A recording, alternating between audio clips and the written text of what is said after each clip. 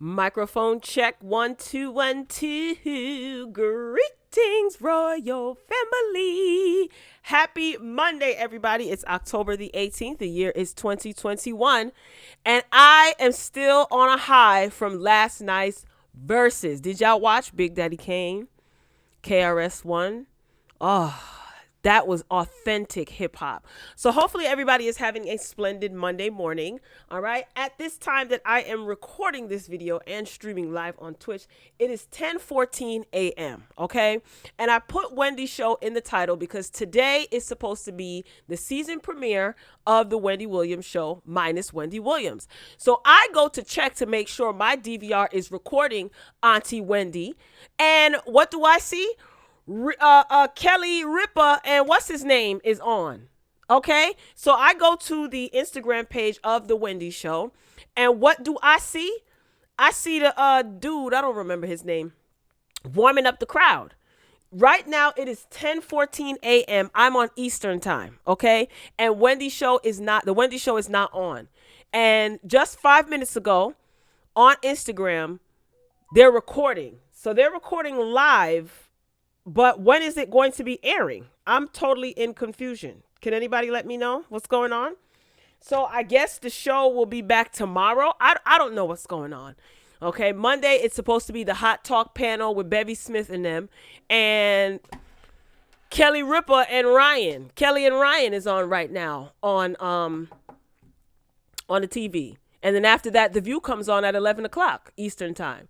So I don't know what the heck is going on over there with Debmar and them in the Wendy studios, but things are all over the place, okay? I was looking forward to the Hot Talk panel, but apparently I don't know what the hell is going on, okay? Well, it is what it is. I'm pretty sure we will be updated. Anyway, that's my little Wendy talk. So today I'm going to be talking about Little Kim. She is under new management. Most of you probably have already heard, or she has a new manager. I'm going to talk about how I feel about that. Cardi B said that she is done talking about politics because some of y'all are straight up ungrateful, and I don't blame her. There's an update with Britney Spears. She seems to have gotten a little bit of freedom.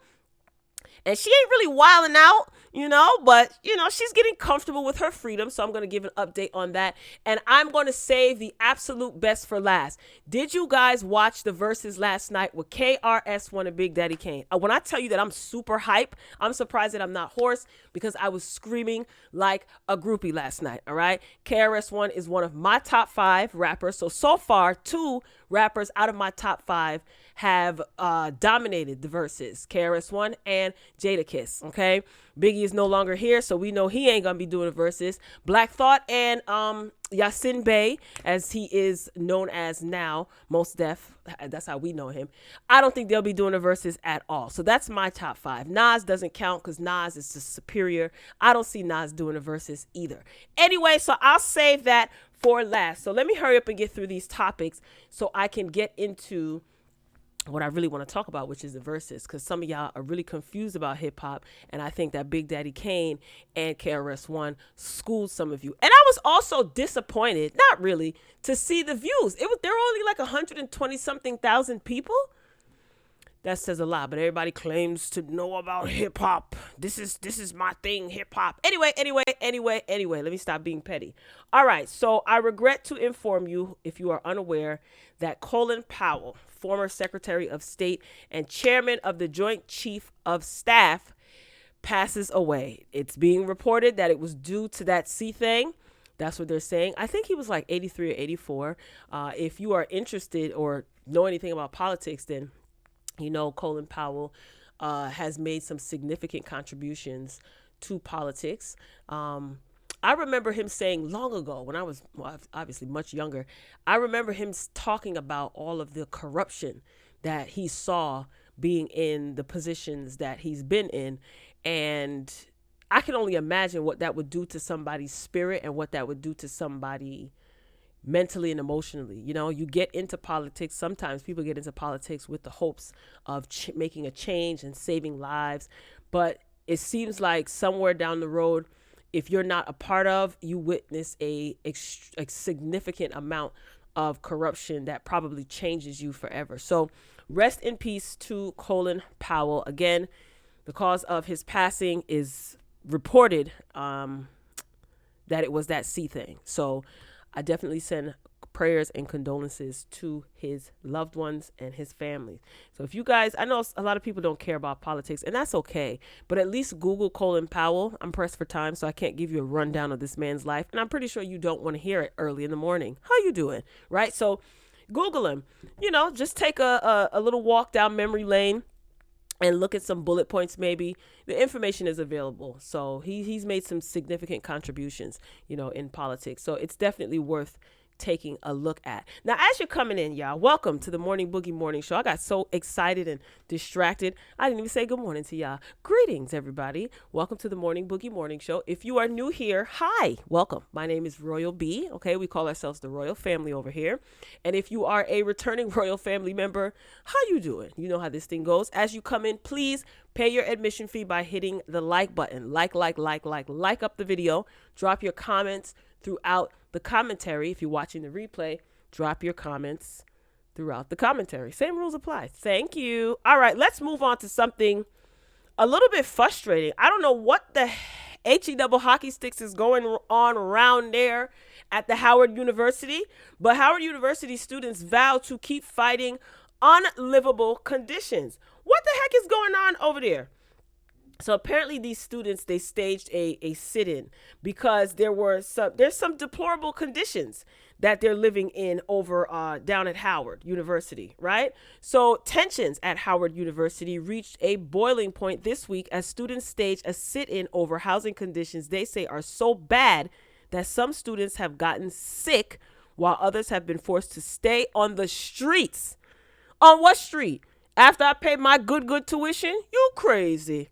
The article continues, the complaints made by students run the gamut from mold infestations and rat and insects running amok to safety concerns, with students questioning why they pay nearly $50,000 a year for such unlivable conditions. And they would have gave me every $50,000 that I spent. What these students need to do, in my opinion, is everybody needs to gather together, parents, students, whatever, and file a class action lawsuit against this so-called university. What I don't understand is, I was just reading on Essence over the weekend that Howard University just got a donation of about $50 million.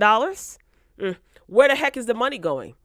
Anyway, let me finish reading this really quick. So students said that they had planned a meeting with administration officials on Tuesday to discuss a list of demands they had regarding the ongoing issues.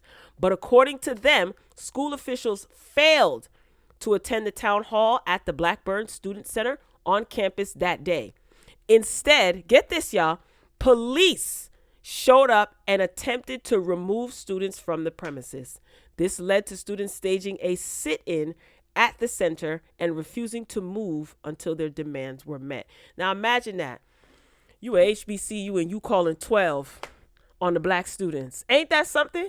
This could have gone awry. Now, why is it that you agreed to sit down and speak with students and then not show up?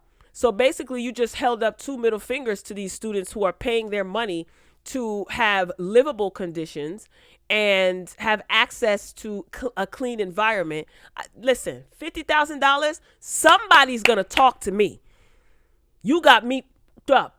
Somebody's going to talk to me. These students need to seek legal counsel, and I think that they should band together to file a class action lawsuit. This is deplorable and disgusting. I'm not even putting up the pictures. Okay, you can Google it and look at the pictures yourself. Some of the pictures and the videos that these kids posted, you got what? How? Absolutely insane. This is disgusting. And that speaks volumes to the administration of Howard University. You guys are pissing the money away. You don't care. Bad reputation. Bad. Good luck. All right, let's move it along. So this guy is a Nike executive of sorts. And he was running his mouth, okay? He reveals to taking somebody up out of here many, many moons ago, okay? So I found that this article was pretty interesting, so I wanted to share. Larry Miller is his name, right? He's chairman of the Jordan brand. He spoke about a 1965 M word, okay, in an interview with Sports Illustrated. He says, it was eating me up inside. Okay, this is what he said of his actions at the age of 16. And he said that he, was a straight up gangbanger. Right now, Mr. Miller served a jail sentence for the taking of someone's life. He says that he did not lie about it, but he did keep it a secret. So, excuse me, the admission comes ahead of the launch of his memoir next year. So these aren't sneakers, these are art. This is what he says. Anyway, Mr. Miller said that he had joined the Cedar Avenue gang in West Philadelphia at age 13, quickly changing from a straight A student and to drinking every day.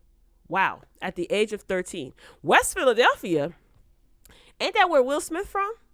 When a friend was taken up out of here by a rival gang member, Mr. Miller, then just 16, says that he grabbed a 38, got drunk with 3 friends, and went in search of retribution. Okay. Instead, on the 30th of September 1965, he fired into the chest of the first person they encountered, an 18-year-old. Okay. He goes on to say, that's what makes it even more difficult for me, because it was for no reason at all, he said. So Mr. Miller, he described the decision to come clean about his past, which he has long hidden from his children, friends, and closest business associates. He said it's really, really difficult. I'm just wondering, like, what encouraged you to admit this during an interview with Sports Illustrated? I mean, he did serve his time, right? But maybe that's why he has the freedom to talk about it, because he served his time. So it's not like Nike can fire him. I mean, they can, but maybe not. Nike can fire. I don't know. I don't get it. I don't understand. So I guess. So he goes on to say, a person's mistake, or the worst mistake that they made in their life, shouldn't control what happens with the rest of your life.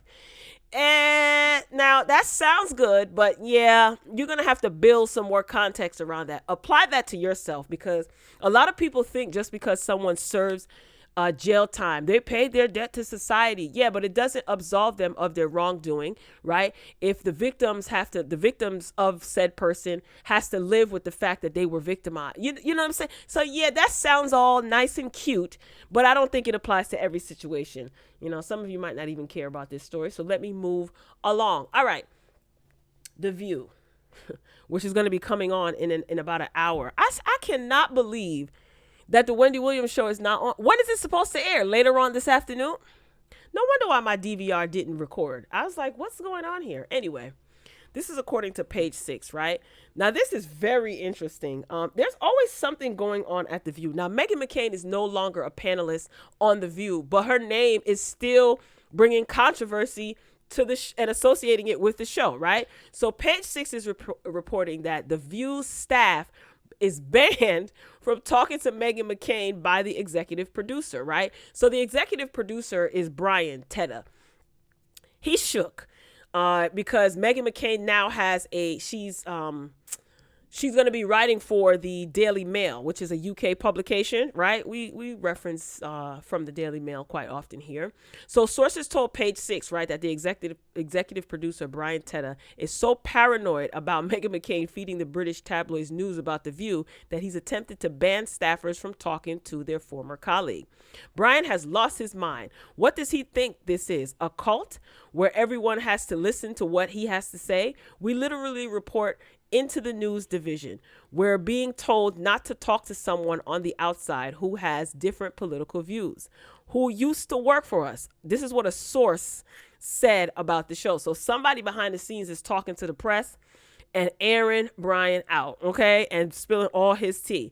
Now, and for the record, many of us are still in contact with her. This is what the source added. Now, who do you think the source is? You think it's one of the ladies on the panel?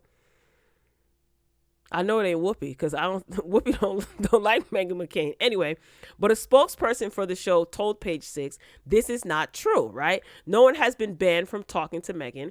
Our focus is on the exciting season ahead, and we wish the best for Meghan in her next chapter. Another insider pointed out that McCain is still in contact with people at the show and even continues to use the show's stylist, Fran Taylor. Her mom, Cindy McCain, was recently on as a co-host. This is not true. It was a warm reaction, and there's nothing but warm thoughts for Megan. And she and Brian left on good terms. That's the producer. Nope, I believe it. I believe that executive producer is shook because he probably thinks that Meghan McCain is probably going to write some unfavorable things about The View and him as an executive producer. But the funny part is, I don't think that she's going to be writing. I think she's going to be focused more on politics. I think that's what. But still, even if she is focused on politics, it has nothing to do with gossip. So she's not writing a gossip column. But still, if it has to do with politics, she could definitely reference some of her political views against her former panelists. Who knows? I believe it. I believe that executive producer is shook and running scared. Like, dang it, Megan is working for the Daily Mail. So who knows? We'll see. Y'all be on the lookout to see if any columns that you read from the Daily Mail are written by Meghan McCain. All right, Lil Pee Wee, a.k.a. Bow Wow. Have you guys been paying attention to what's been going on the Millennium Tour? I don't know if he's doing this for promotion. You never know, and that's bad. Bow Wow, you're a grown man now, or so it seems, right? And you are throwing temper tantrums. Allegedly, there's chaos and discord amongst the group. Not really, just him. He's upset. You know, he's on his David Ruffin, you know what I'm saying? I built this. You can't get rid of me. I need more than 15 minutes. He's crying and complaining about only being able to perform 15 minutes. He's saying that things are unprofessional. Pee Wee, we don't care. I pulled this up because, and I posted this to my Twitter. Be sure to follow me on Twitter. _RoyalB. Okay, that's on Twitter. Anyway, this is a image. It was actually a video that Angela Simmons posted. Now, you guys know that, God, it's kind of like an on again, off again thing with him and Angela Simmons. It's just totally weird and annoying, right? So Angela Simmons posted this caption on her Instagram about last night. Great show, great energy. So my caption read that, you know, Bow Wow is serenading Angela Simmons. And I said, you only got 15 minutes, Shad. Hurry up. So here's the actual video. All right. I'm not playing the audio because Bow Wow was singing one of his songs or rapping one of his songs. Look at Angela. Like, what? What is this? Really? How old are we? And I said to myself, what is this? This is weird. Then it dawned on me. Oh, Growing Up Hip Hop is returning, y'all. January 2022. Duh. So they're going to have to try to pump us up to think that, you know, maybe they're dating again. This will probably be her love interest. So I guess she broke up with with Boxer Bay, the boxer dude. The last season of Growing Up Hip Hop, which I normally review, I didn't watch because I got so irritated with the whole Sam and Peppa and Egypt. And I got tired of hearing Angela complain about the same old things. It's just kind of like, you know, rinse, repeat, rinse, wash, repeat, whatever it is. So I thought that this was very awkward and weird. Yeah, it's weird. And then, like I said, new episodes of Growing Up Hip Hop will be returning in January. So good luck, Shad. As far as the drama on the tour, everywhere Lil Pee Wee goes, there's drama. And the reason why I'm calling him Lil Pee Wee is because that's what Soulja Boy calls him when they did their versus battle. So, yeah. If you are just joining, welcome. Welcome to the Morning Boogie Morning Show. My name is Royal B. Please like the video. If you haven't liked the video or paid your admission fee, you have time to do so. Okay, this is for my YouTube Royal family members. Shout out to my Twitch viewers. How you doing? All right. Let's go to the next topic. Cardi B. So people were wondering, Cardi, why aren't you talking about politics anymore?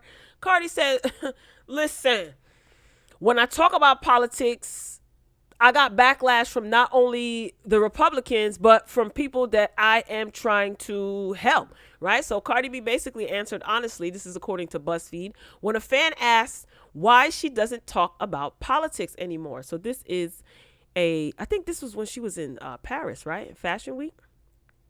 All right, let me read. This is not a long snippet. It's pretty much, you guys know that Cardi B, she was a big supporter of Bernie Sanders. She's also sat down and spoke with him. She sat down and spoke with the current president, Joe Biden. So someone asked, like, Cardi used to talk about politics and political matters. What happened with that? She said, I was tired of getting bullied by the Republicans and also getting bashed by the same people I was standing up for. So here is the tweet. This took place on Twitter. And you know what? I'm not mad at it, Cardi.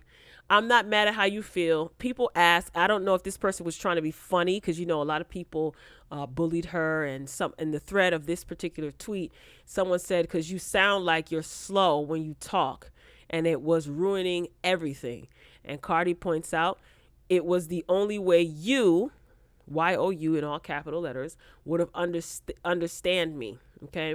So this is exactly why Cardi basically took a break from talking about politics, because people said that she sounds stupid, she was dumb, she was fake, she was bought by the Democrats, they're paying her to say this. You're damned if you do, damned if you don't. So I think Cardi has learned a hard lesson. The most important thing is that she's learning. She was attempting to stick up for or support people who are similar to her, minus the wealth and the riches. But I know what she's saying. People who come from, humble beginnings, people who are disenfranchised. And like she said, she doesn't know how to use all those fancy words and all that fancy vocabulary. But I don't feel that just because she doesn't speak like someone who was trained in public speaking, she doesn't speak eloquently, and she isn't articulate, I don't think that means that her message is less than. Trust me, you have a whole bunch of politicians, actors, actresses, entertainers, celebrities, whatever they want to call themselves, that can serenade you with a myriad of beautiful SAT words, and they'll be full of you know what. So my whole thing is, do you understand the message? And yes, I understand what Cardi B's concerns were when she sat down with Bernie Sanders, when she sat down with Biden. I understand the questions that she had. And to me, I just think it's some punk shit when you attack the way that somebody speaks and tries to use that and uses that to equate them to being dumb. And it's, let me tell y'all something. A lot of y'all like imitating your whip cracking colonizers. A lot of y'all like taking up the same behaviors and mimicking the same behaviors of your colonizers. You know what I'm saying? And I don't understand. I just don't get it. Just because she doesn't have her diction is different than others, and she doesn't have a strong vocabulary, that means that she's stupid. Isn't that the same thing that is done to many groups of people in this country, and it's termed discrimination? But what the heck do I know with my smart self? What do I know? Moving along. You can drop down in the comments and share your thoughts and let me know what you think. Let's move on to Britney Spears. Okay. So Britney Spears seems to be having a little bit of fun, and I'm okay with that. They are supposed to be going back to court next month to revisit this conservatorship to see if it's going to be completely over with. So let me read the article from page 6. So Britney Spears, she blasted her family yet again in an Instagram post shared Friday. In a lengthy caption reflecting on her newfound freedom, the pop princess, 39, teased that she is sitting on a vault of sordid stories about relatives who sat by as she endured the grueling conditions of a 13-year conservatorship. She says, Lord have mercy on my family's souls if I ever do an interview. In the meantime, I'm staying clear of the business, which is all I've ever known my whole life, which is why this is so very confusing to me. This is what she wrote on Instagram. Now, you guys know that she has been going back and forth. Her father has been removed as the head of her conservatorship. And I don't know if it's her attorney. I'm not sure. Or he will be removed. Don't get me to lying. It's so confusing because it was a whole lot, right? So her father, no, I think the judge ordered him to step down or something like that. And they're trying to figure out if the conservatorship continues, who is going to be the head of the conservatorship. So she goes on to say, if you're like my family who says things like, sorry, you're in a conservatorship, probably thinking you're different from you, so they can F with you. Sheesh. Yeah, she was writing a whole lot on Instagram. I don't know if you guys follow her. So again, they're going to be revisiting this case back in November. I think it is. They're going to court. That's the next time they're going to court. But this is a long article. And because I'm pressed for time, I do want to show you her Christmas tree, though. Okay.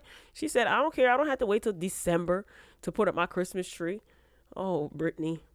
She said she drove for the first time in a long time. She drove past the school, and I guess the kids must have recognized her, and they were screaming. And, so she was a little bit like kind of, the paparazzi, she says, through the trees and onto the road when I drive home, and it's creepy. I don't like that they try to scare me and jump out like they do. It's like they want me to do something crazy, right? So the paparazzi is swarming her. This is a beautiful tree. The paparazzi, they're swarming her. So it kind of makes her a little bit on edge. But I wish Britney Spears well. I feel like if she does not need to have a conservatorship, then why is she? This woman she's been through a lot publicly, and I don't think that she expected things to be as crazy as it is. I mean, when you're a child star, you just think like everything is all hunky-dory and great, but when you grow into your adulthood and you want privacy and it becomes difficult, and then you just kind of like have a mental breakdown, and then people label you crazy and stuff. It's just a lot, and we don't even know. She said, Lord have mercy on my family if I do an interview. Do the interview. Remember, I did report, I've been reporting on Cousin Britney for a while, since I started this channel. But she said that she wouldn't mind sitting down with Oprah. Now, outside of her interviewing skills, not too fond of her, but I would like to see it. I would like to see it. You guys let me know what you think. All right, Little Kim. We moving this train along, ain't we? Little Kim is now managed by Nick Cannon. Okay. Oh my God. There's a lot that I can say here. Okay. There's a lot that I can say here at this point. And I don't mean any disrespect, cause I love Kim down. Okay. At this point, I mean, is Nick really managing you, or cause you've been in the game for a long time, Little Kim, you could probably manage yourself. But there is a show called Hiking with Rappers. Right. And Little Kim was sitting in a golf cart and a go-kart and a cart talking to King Karan, who is a social media personality. And she revealed to him that Nick Cannon is her manager. She said he's like her best friend. And she said that, yeah, he's her manager. So here's the thing. If he's your best friend, why is he managing you? I just feel like you shouldn't mix the two. Like, friendship and business, can that go awry? When you say he's your manager, like, what is he managing exactly? Because, Little Kim she was recently on the Legends of the Streets tour that Boosie got kicked off of. Little Kim recently was on the tour. She's not, I guess, because they ain't paying her. She said that she's not on future dates, whatever. So what is Nick managing? Like, your money? Is he just managing like when you have dates and shows to do? In what capacity is he your manager? Because a lot of people have more than one manager. The only thing that I could say about this, if this is your best friend, let's just hope that it stays that way if his assignment has to come to an abrupt end as manager. I'll put it that way, right? So, I mean, a lot of people were clowning this situation. Yeah, I guess so. But Nick, oh my gosh. Nick is having a hard time managing his daytime talk show, okay?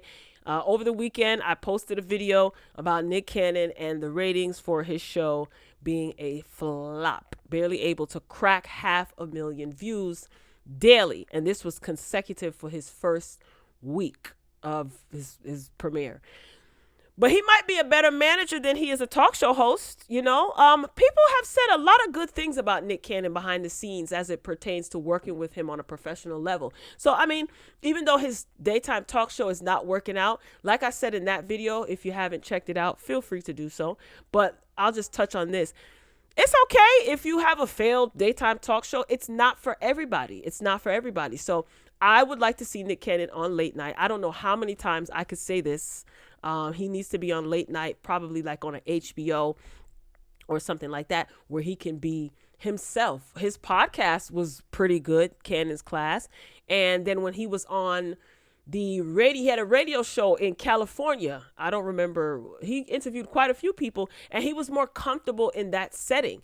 So this, I don't know. Good luck, Little Kim and and Nick Cannon. I'm taking my cue from Wendy Williams. You know when to just move on. the next topic. All right, y'all. All right, all right, all right. Welcome, welcome, welcome. If you're just joining, welcome to the Morning Boogie Morning Show.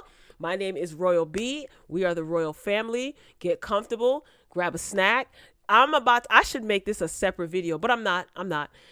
Big Daddy Kane. I'm going to try to just sum it up nice and smooth. Sounds so smooth like Big Daddy Kane. Okay. I just want to go on record saying this. A lot of people that I have watched and listened to will say that they're lovers of hip hop. And I don't doubt that, right? Everybody's relationship with hip hop is different. I acknowledge that. I'm not going to act like my relationship with hip hop is better than anyone else's. It's different than most that I've seen just on social media, not in real life, just on social media. Number one, the verses last night was so phenomenal. And I was a little bit shocked that there was only 120, I think the most I seen was 127,000 people in the live. There are other means to which people can watch. That was just on Instagram. So there are other means to which people can watch. So the comment section was lit. Funkmaster Flex was in there having the time of his life. Most Def was in there. DJ D Nice was in there. Big Daddy Kane looked great. These men are aging beautifully, and it's so good to see our hip hop icons from my era and even beyond, you know, they're still able to get up on stage and do their thing, right? I think these two gentlemen for the rap verses, because you had Bobby Brown and Keith Sweat too, even them, like, look how they're still able to get up on stage and do it. Anyway, KRS-One's energy is so that's how I like my rappers. I like lyrics and precision. I do. But I like precision, lyrics, and I like all of that mayhem, that rock, that boom bap, that I love all of that. Maybe it's the Jersey in me. I don't know. But I love all of that. Both these men did a phenomenal job. When they started bringing out people, oh my God. Big Daddy Kane brought out Eric B. He brought out Crazy Legs. You've seen a lot of old school break dancers on stage who were not all black, okay? Because a lot of people think that hip hop is synonymous with black. And that's why I was so excited at the timing of this verses, because a lot of people are chitter-chattering. Oh, you know, this person is, why is Eminem on stage? I forgot the girl's name the girls who were under Joe Budden. They have their podcast. Britney, the girl from Love and Hip Hop. She made remarks about Eminem being the token white guy on the lineup for the Super Bowl. It's Eminem, Dr. Dre, Snoop Dogg, Kendrick Lamar, and Mary J. Blige, right? That's the lineup. And a lot of people were trying to educate her and tell her, the reason why Eminem is there is because everybody there is affiliated with Dr. Dre. She doesn't care. She's telling you to go do this to your mother. I'm telling y'all gonna get enough of telling people what to do to their mother. I'm telling y'all gonna learn the hard way. Don't follow these idiots. Anyway. And I said to myself, why do people automatically associate? I don't know. It's just, anyway, I'm getting off topic because it's just so much to unpack. But KRS-One and Big Daddy Kane taught y'all, you know, they call KRS-One the teacher, right? And even back then, the names meant something, right? You know, KRS-One is an acronym. Big Daddy Kane is an acronym. You know what I'm saying? Anyway, it just speaks to what these men thought of themselves, you know, back in the day, and how much respect they showed themselves and the game. Anywho, it appeared, it basically what happened was you got to see people from different ethnic backgrounds come together and display hip hop, which is a culture. Unfortunately, over time, because the people who originated the whole hip hop, the name and they don't own it. So hip hop has been watered down. It has been turned into a genre of music instead of a lifestyle, instead of a culture. Right? You don't have to be black to be a part of hip hop culture. Right? And I think that's what KRS-One Subtly, KRS-One and Big Daddy Kane showed last night when they brought out the B-boys, because those B-boys were a major part of hip-hop. Graffiti was a major part of hip-hop. You didn't have to be a certain color. It's everybody that was in that specific neighborhood. Black, white, Hispanic. You know what I'm saying? Anyway, let me not go too deep. So KRS-One brought out OMG. He brought out Das Effects. Okay. He brought out Buckshot. He brought out Mad Lion. I lost my mind when he brought out Mad Lion. Okay. Big Daddy Kane brought out Roxanne Shante and gave her flowers on stage, and I loved every minute of it. Okay. Eric B, he pulled up on stage. Who else? I think Cool G Rap didn't come. I think KRS-One said that he outed him. He said he asked, but he declined. I was waiting for Big Daddy Kane to perform Symphony, and he did, among other songs. And I was waiting for KRS-One to perform his verse from Self-Destruction. At the end, Kid Capri and shout out to Kid Capri and DJ Scratch. They were doing their thing. Kid Capri was cutting up yesterday, and he's another one. It's good to see him still alive and hasn't missed a beat. I was just so like, that to me was just, that versus was hip hop AF. Okay, if you know, you know. I wish I should have done a separate video. I'm rambling on and on, but I loved every minute of it. It just felt so good. It felt good. And Big Daddy Kane and KRS-One, they gave each other their flowers. I want to show this though, because Kane did bring up Roxanne Shante, and I love him for this. This is respect right here. Respect. Let's see. Here we go. This is the mother. She is the one. They put MC Shan on Biz Markie, Big Daddy Kane, Boogie Rap, Craig G, Master Ace. We all come from under her umbrella. So make some noise for Shante. And thank you very much. Yeah, he gave her flowers. Shout out to the Juice Crew and BDP. But let me say something. I was team. I like Big Daddy Kane, and child. Let me not even go there. A lot of your favorite rappers, if y'all was paying attention, you'll see where a lot of your favorite rappers got their flow from. Anywho, but I love all things hip hop. I am hip hop. That's my culture. I'm boom bap all day. Dirty backpack rap. Shout out to New Jersey. Oh, KRS-One bigged up Ras Baraka, who is the mayor of Newark, New Jersey. So KRS-One also said, if you ain't doing nothing, he said it in his freestyle, because they both were freestyling too, keeping up with each other. Skill. KRS-One let it be known, if you're not doing anything for our people, I don't give up who you are. Don't care. And I'm here for it. I really wish he would have performed his verse from Self-Destruction. And if he would have can you imagine if he brought out MC Light? Let me get off of here. I'm long-winded, and I don't went over my time. Royal family, I want to thank you for joining me today. Shout out to Swiss Beats and Timbaland. That versus last night was so beautiful, and it didn't have the highest views, but it just left me on a natural high, even right now. Okay, everything that I love about hip hop was incorporated. Just about everything, not everything, was incorporated in last night's verses. So if you saw it, let me know how you feel. Let me know what you think. Were you jamming and posting crazy on Twitter like me? You know, did you get up out your seat and dance with Big Daddy Kane? When the Bridge Is Over dropped, did you get as hyped and jumping in your bed like I was?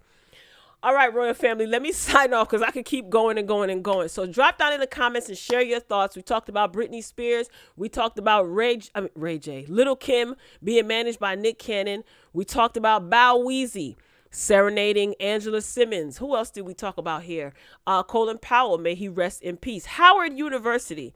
Do you know anybody that goes to Howard University? Are they suffering from these deplorable living conditions? Do you think that these kids should gather together, get a lawyer, file a class action lawsuit? I'm nervous about them peacefully protesting because it seems like the university doesn't give a damn about them at all, even though they're a HBCU.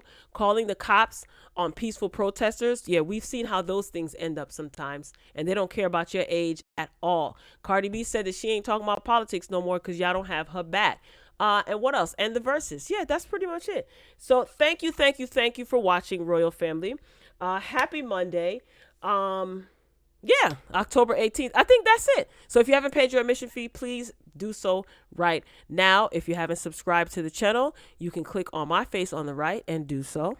You know, if you want to, no pressure. If you want to watch another video, you can click on the screen on the left and click on the video. All right? All right, I'm signing off. I love you for watching. And as always, until next time.